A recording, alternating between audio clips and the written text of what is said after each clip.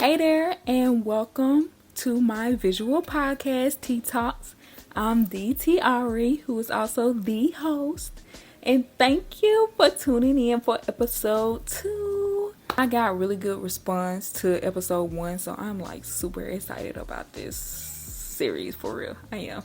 I told y'all how excited I was in the last episode, but like seeing the response that I got to it like so quickly, like it just made me even more excited. So yeah, so here we are with part 2. Do y'all like my hair? Like, I bleached the ends and did it last night. I am getting better at doing my own hair. Do you hear me? Like, I mean, I always kind of knew how to do my hair anyway, but like I'm just getting better at it.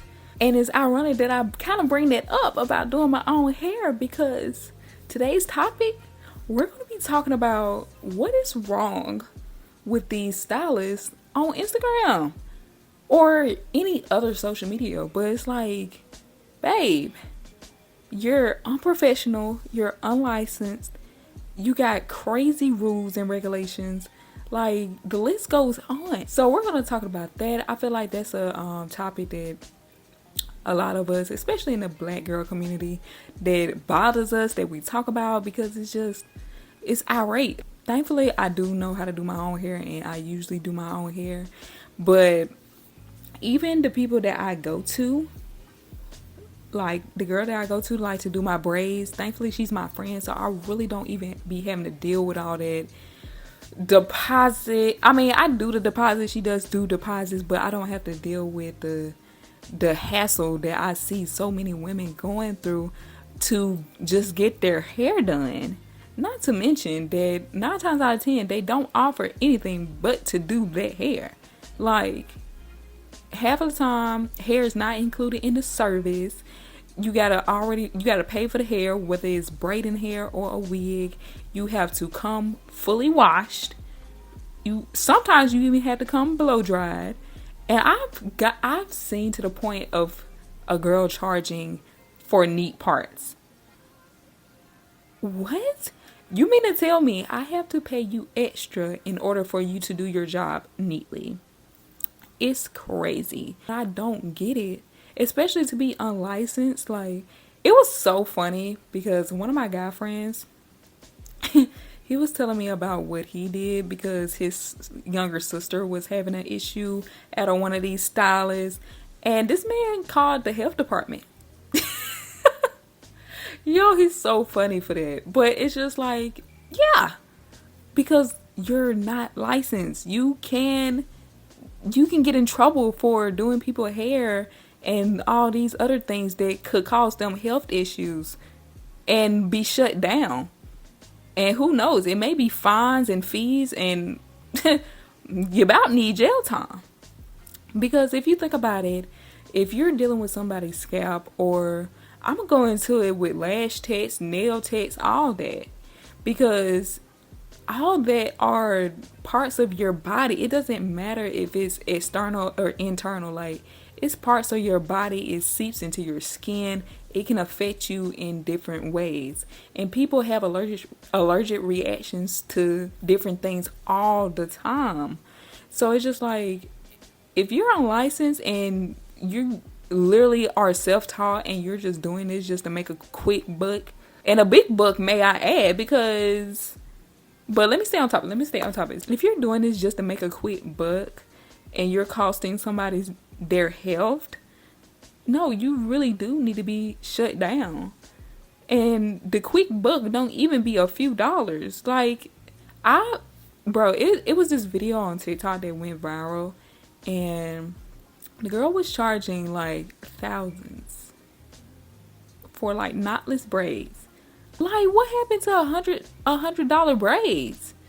$100 braid? What happened to that? Like, I don't get it. What on earth is in that braid for it to cost $1,000? What? Like, y'all need to be servicing celebrities. Like, it really doesn't make sense to be charging anybody that, despite their pay grade or their status or anything. But it's like, if you're going to be charging literally rent, then you need to find a new audience. You need to target a different type of clientele, because you are targeting typically mid-class people who are just looking for a inspired style that they done seen that should not cost, in my opinion, over $200. I don't care if it's knotless, box braids, braids to the head. I truly, if it is going to be over $100, no more than $300. $200, $250, okay, all right.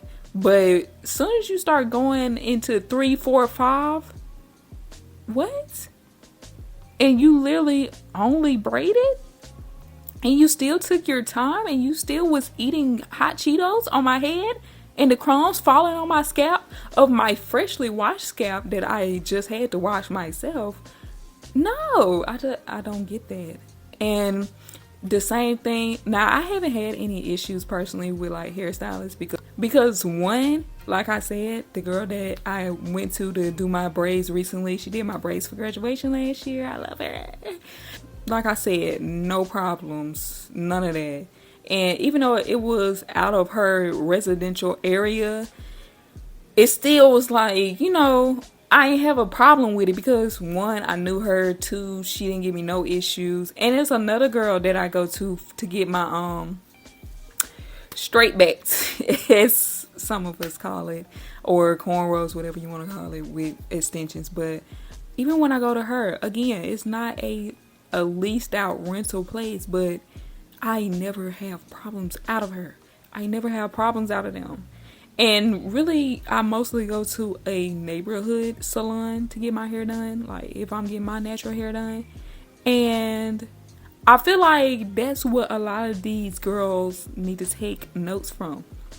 And not even just them, but the people who are going to them. At this point, just stop complaining about the service, because they're going to keep doing it as long as you keep paying them. Find you a good neighborhood salon and go there and actually get the treatment that you deserve. Because at the salon that I go to, baby, you may be there a little while, but I guarantee you finna get your hair washed, deep conditioned, trimmed, like top tier service, top tier treatment of your hair. And she's licensed. They're licensed. You have to be licensed to have your own shop, as far as I know. A real cosmetologist and hairstylist, their main goal is to care for your hair. These stylists off Instagram or wherever you're finding them, they do not care if your hair fall out by the time you leave that chair. No, they gonna do what they need to do and get their money. If you really want somebody to attend to your hair with care and, you know, wanted to actually succeed and thrive after you leave that chair, find you a good salon. Please find you a good salon, because the girls don't care. The girls don't care. They do not. Same thing with the lash techs, with the nail techs. Again, now with my nail tech, I love my nail tech. I've been going to the same person since like 2020. My friend put me onto her. I love her. Like, we be sitting there watching crime videos, like documentaries and stuff, and just be a good vibe. Like, she's always a good vibe, always available. Well, I ain't gonna say always available, but like, I just don't have problems out of her. And then I remember one time I had to cancel, and I paid a cancellation fee, but the next time I booked, she didn't like make a big deal out of it. She didn't need a deposit or nothing. So I love her. The only type of tech that I had a personal issue out of is one of my lash techs. And I went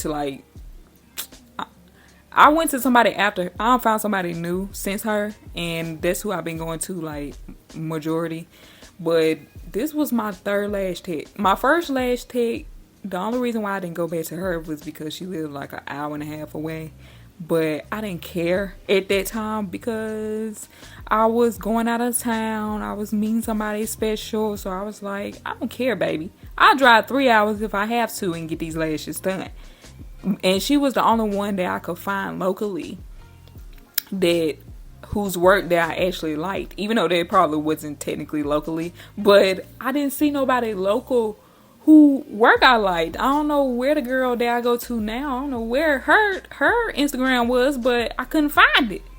The next time that I got my lashes done, I just wanted someone closer. You know, I didn't want to drive that far just to get my lashes done. So I wanted someone closer. So I end up finding somebody closer, and it was kind of ironic because I had been watching the girl when she had first started doing lashes. We had, you know, we was kind of had that relationship where, you know, you respond to each other's story and stuff like that. And I had been told her like I was going to support her eventually, you know. So I kind of was looking out for her, and I noticed she was starting to get better at her work. So I was like, you know what, I'm gonna try her out. I tried her out, and the first time was good. I like the lashes, but they had to grow on me. But once they grow on me, like, I love them. So, you know, I was not mad at her work. I was not mad about the pricing. The vibe was cool. Again, it was out of house, but like I said, I don't make a big deal out of it if I don't have no problems. But when I have problems, it's like, you're doing this out of your house and you giving me an issue, and now I know where you live. Like, if I was one of those type of people, just imagine. You know what I'm saying? But thankfully I'm not. It's okay, I'm not. Anyways, but yeah. So basically, by the next time that I was trying to book with her, she had this policy, and we'll get into that in a second about the policies. She had a policy, and I had read it, and I will admit that, okay, that was my fault for not following the policy like to the T. Basically, it was a policy that bookings would open at a certain day, and I messaged her about it because, you know, I was trying to schedule it, but the bookings wouldn't open on her site. So she was like, oh yeah, you gotta book like this day, whatever. I was like, okay, cool. Again, it's not open on her site, so it's not like I could book it, but you know, usually when it's open on the site, that's when you're like, okay, it's open now, so I can book. It was literally the day before that she said she would be able to, like, I would be able to book, and I ended up booking literally a day before. Literally a day before. Again, I understand that she said it wasn't even a policy. Actually, it was not on her website that you had to book this certain day of every month. It was in her Instagram bio. And I had deactivated my Instagram around this time. So I couldn't go to her Instagram. Like, I didn't see it in her Instagram bio. Again, I had deactivated my Instagram. So I wasn't on Instagram. If it's a policy you're going to stand by that much, it should be on your website. I ended up booking a day before, and she canceled it. So I was like, okay. All right. So I messaged her again, and she was like, you remember I told you you can't book to the next day. I was like, okay. Again, not for to make a big deal out of it. That's me. I should have listened precisely to the exact time. But like I said, it was open on the site already. So I was like, okay, maybe she's just going on and taking bookings since it's done opened up. No. So I was like, okay, can I just apply it to when I book it the next time? Or can I book tomorrow, but the deposit just be applied to that booking? Basically is what I asked her. She was like, no, to be fair, for the ones that basically listen to her saying to book on a certain day, she can't refund me my deposit. So I'm just like, okay, so you're telling me I have to, like, rebooking out? Okay, rebooking, I get it. You can cancel it, and then I have to rebook on the right day. Again, that was tomorrow from that day I booked. But she was saying that I would have to do another deposit. So I'm like, okay, can that deposit just be applied to the balance then? Like, is it any way that I didn't just give you a free deposit? Long story short, no, she was gonna take the money regardless. So I'm like, okay, cool. Thankfully, I had booked through PayPal, and PayPal is perfect for disputes. Listen, book through PayPal with anything if you can, because 9 times out of 10 you're going to win a PayPal dispute, which I did. But I might have to make a whole story time on that. But basically, I did the dispute on PayPal, and she was so unprofessional. The fact that it was a merchant business type dispute, and she was, messaging, because in the dispute you have to basically say your side in the situation, and I'm keeping it professional. I'm talking more so to PayPal, even though we both can read each other messages. You trying to win your case, but I'm still being professional about it, because at the end of the day, it's business. Like, it is what it is.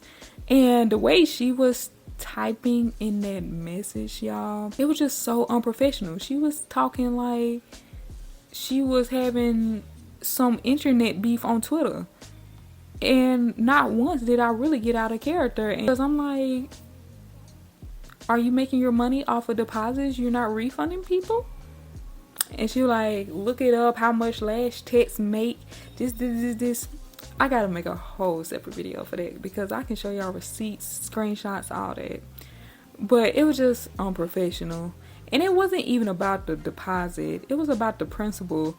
And I feel like that's another thing these service girlies gotta, compromise with, is that it's not always gonna go your way. And that's how you build clientele. It's one thing to have clients, it's another thing to have clientele. You want clientele. To build clientele, you gotta build loyalty. You gotta compromise. I ain't saying go against your policy, but it's like, sometimes you just gotta look at the situation and just compromise. Like, I feel like that's anything. That's in relationships, that's in life. It's not always gonna go how you may set your policy for it to go. And sometimes you just gotta compromise. You gotta meet people halfway. And that's why, like with my nail tech, she many times like, okay, compromise, meet me halfway. That's why I keep going to her, because I know she's fair. That's why a lot of girls gotta learn. Like, it just takes you further. Like, you can be set, 10 toes on your policy, but it just takes you so further when you just have genuine compassion and understanding for people. And that takes me back to with the whole policies. It's some ridiculous policies out here, y'all. Like, I get the don't bring your kids and whatever, but it's like, don't bring your kids, don't bring nobody. It's a late fee. I done seen early fees. I done seen cancellation fees. And then I saw this other girl that went viral, and she was saying that if you haven't booked with her within a year, don't book. She was not servicing anybody who haven't booked with her within a year. I guess basically crying wolf about they don't really support her and reposting her and things of that such. Y'all are the just example of mixing business with personal emotion. Like, it's never that serious. If you want somebody to repost you, first of all, you can post them and tag them, because most people are going to repost something they're tagged in. Or second of all, just ask. Like, it really, if it's that serious, if it comes to it, literally just ask.